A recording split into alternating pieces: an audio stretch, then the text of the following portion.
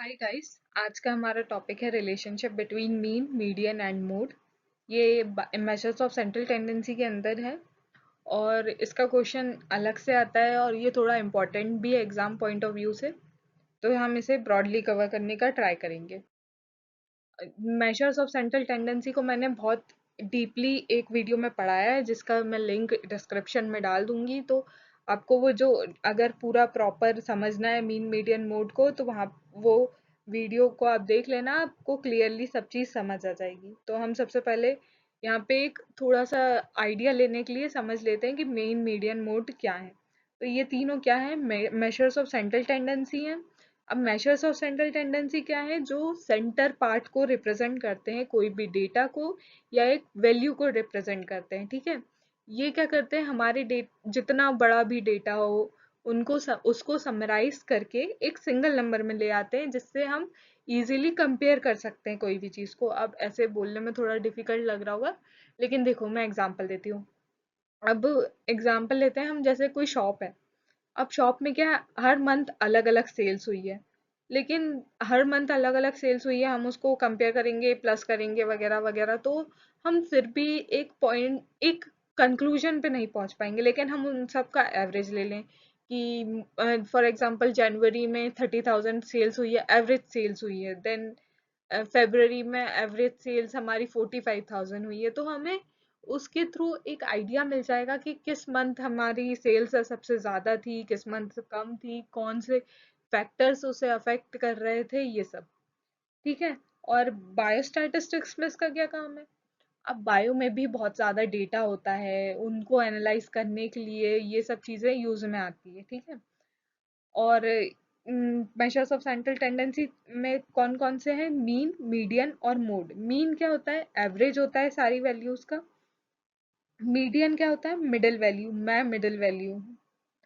और मोड जो सबसे ज्यादा अकर हो रहा है, मतलब कि जैसे कि कोई वैल्यू है जो बार बार आ रही है, उसे हम मोड बोलेंगे। ठीक है।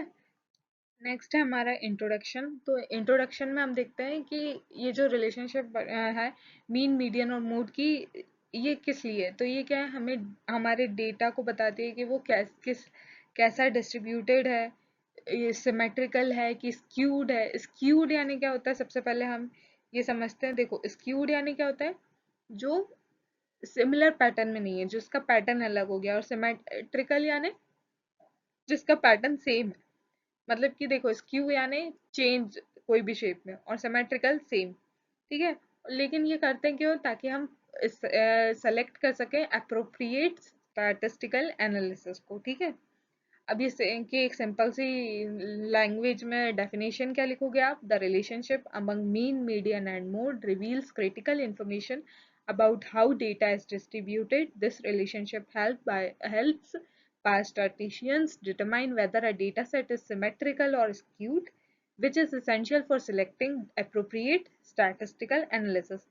अब ये तीन पॉइंट्स नीचे जो दिए हैं, ये इसी चीज को और डिटेल में समझा रहे हैं। तो आपको इसे ना भी लिखना हो तो आप स्किप कर देना। इसमें क्या बोला है कि डिस्ट्रीब्यूशन शेप की शेप इंडिकेट करता है कि सिमेट्रिकल है कि लीन कर रहा है कोई से साइड, मतलब कोई से साइड झुक रहा है। वो फिर डेटा इंटरप्रिटेशन, हम इंटरप्रेट करते हैं कि जो डेटा है वो किस पैटर्न में है। बायोलॉजिकली वेरिएबिलिटी देखते हैं उसकी। ठीक है। स्टैटिस्टिकल टेस्ट एंड सिलेक्शन क्या है कि फिर उससे हम डिटरमाइन करते हैं कि इसके लिए कौन सी एनालिटिकल मेथड ज़्यादा सही रहेगी। ठीक है। तो इसको ही थोड़े उसमें अच्छे पॉइंट से लिख दिया ताकि इजीली आप लोग समझ सको। नेक्स्ट है एम्पेरिकल रिलेशनशिप। यही जो फॉर्मूला है, इसे ही हम बोलते हैं the relationship between mean, median and mode. तो एम्पेरिकल फॉर्मूला क्या है इसका? ये 3 mode equals to 3 median minus 2 mean. अब देखो, इसका ना कोई डेरिवेशन वगैरह तो मैंने कोई एग्जाम वगैरह में नहीं देखा है, तो मैंने इसका डेरिवेशन वगैरह भी नहीं करा है। ठीक है। इसमें अपन को सिंपल सा ये लिखना रहता है, तो मैंने इसलिए ऐसे ही लिख दिया। थ्योरी पे फोकस रहता है ज़्यादा इसलिए। ठीक है। तो देखो, मीन की वैल्यू, ये एग्जाम्पल के तौर पे लेते हैं कि मीन की वैल्यू अगर 20 है और मीडियन 18 है, तो 3 इंटू 18 माइनस 2 इंटू 20, इन दोनों का माइनस करेंगे 14 जो आएगा, और ये जो है ये 14 क्या होती है, मोड की वैल्यू होती है। ठीक है। और अब नेक्स्ट है हमारा frequency distribution and its types. तो फ्रीक्वेंसी डिस्ट्रीब्यूशन क्या होता है, ये data, a frequency distribution organizes data to show how often each value occurs. The relationship among mean, median and mode depends entirely on shape of its distribution. देखो, जो frequency distribution होता है वो data को शो करता है कि कौन सी वैल्यू कितनी बार है, और उस हिसाब से जो हमारा चार्ट बनता है उसके हिसाब से हम आगे के प्रोसेस करते हैं, एनालिसिस करते हैं, ये सब। तो ये तीन टाइप के हमारे पास होते हैं, symmetrical distribution, positively skewed distribution और नेगेटिवली स्क्यूड डिस्ट्रीब्यूशन। इसे मैं आगे चल के आपको और डीपली पढ़ाती हूँ अभी। सिमेट्रिकल क्या है, सिमेट्रिकल से हमने अभी पढ़ा कि सिमेट्रिकल क्या है, इवन शेप, मतलब कि कोई स्क्यूनेस नहीं होगी उसमें, सब सिमिलर होगा, इवनली डिस्ट्रीब्यूटेड। पॉजिटिव है तो राइट साइड स्क्यू हो, राइट साइड लॉन्ग टेल होगी। नेगेटिव है तो लेफ्ट साइड लॉन्ग टेल होगी। ये ना बहुत कंफ्यूजिंग है, हर बार मैं खुद अभी लिखते लिखते इतनी कंफ्यूज हुई हूँ उसमें।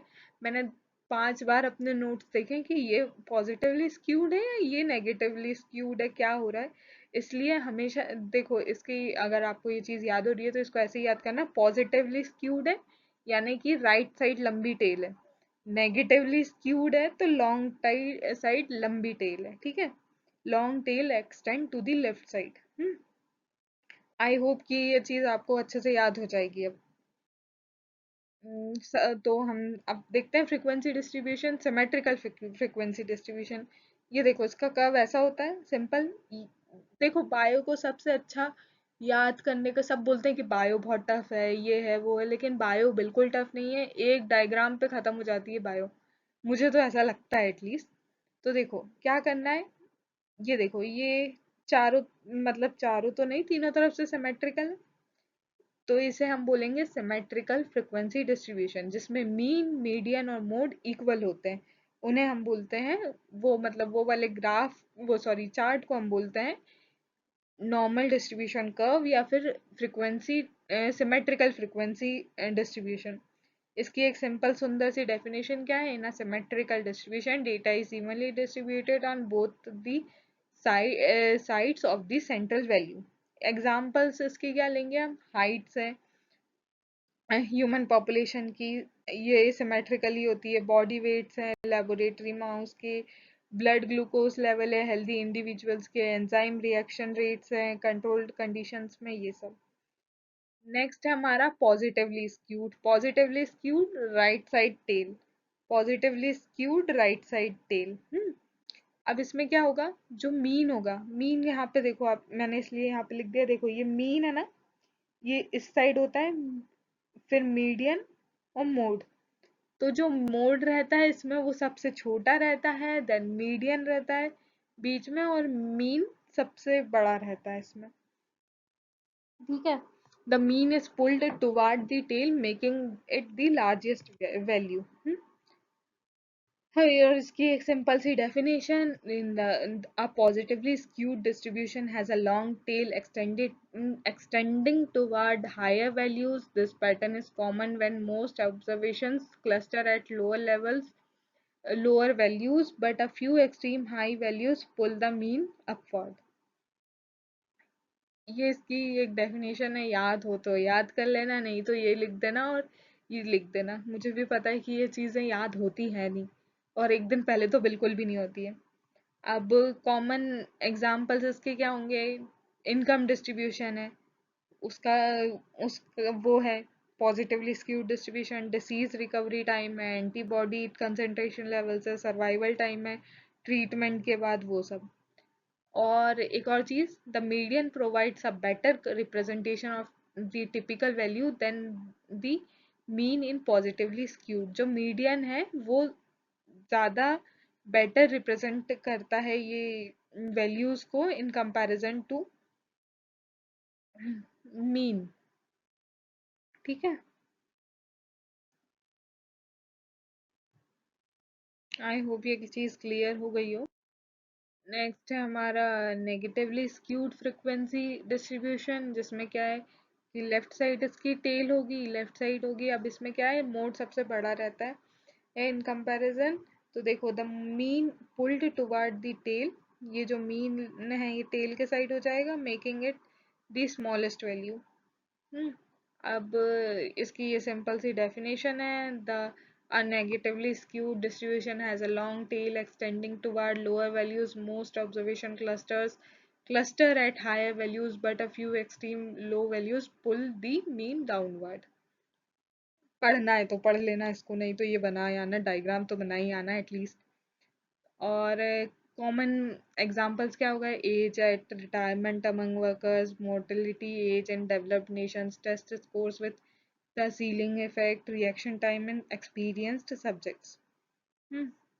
इंटरप्रिटेशन की बात करें तो इसमें क्या है, जो मोड है रिप्रेजेंट करता है सबसे ज़्यादा कॉमन आउटकम, और जो मीन है वो अफेक्ट हो जाता है आउटलायर्स से ऑन द लोअर एंड।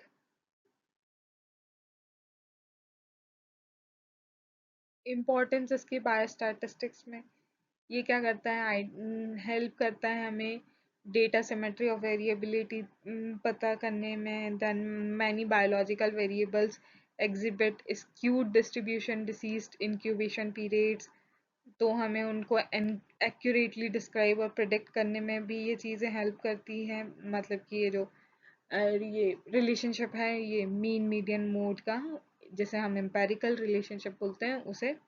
और जो हमें टेस्ट सेलेक्ट करने हैं अलग अलग टाइप के, कि कौन सा टेस्ट बेटर रहेगा किस चीज़ में, तो उसके लिए भी इसका यूज़ करते हैं। अब टेस्ट स्टैटिस्टिकल टेस्ट क्या होते हैं, ये भी बहुत अलग अलग टाइप के होते हैं, ये हम आगे चल के पढ़ेंगे, तो अभी के लिए आप इतना ध्यान रखना, ओके।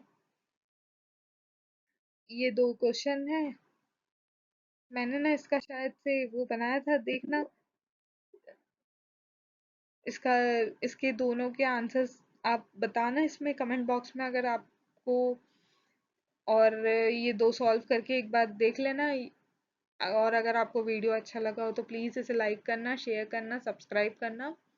और कोई भी डाउट हो तो प्लीज़ बताना कमेंट बॉक्स में, मैं पूरा ट्राई करूँगी रिजॉल्व करने का। और थैंक यू।